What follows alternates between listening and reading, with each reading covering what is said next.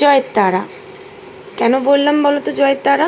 তার কারণ আজকের ভিডিওটা হচ্ছে তারা মাকে দিয়েই শুরু। তো আজকে ছিল আমার কাকার বাড়িতে তারা মায়ের পুজো। তো এই পুজোর কিছু গল্প আছে, সেটা তোমাদের সাথে শেয়ার করি।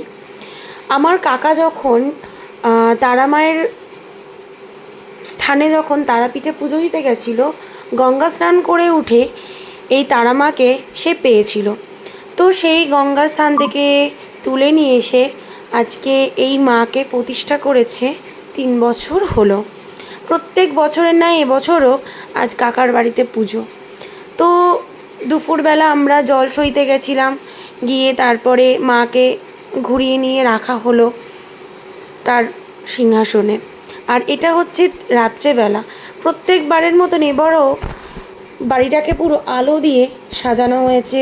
চারিদিকে আলো, প্যান্ডেল তোমরা দেখতেই পাচ্ছ।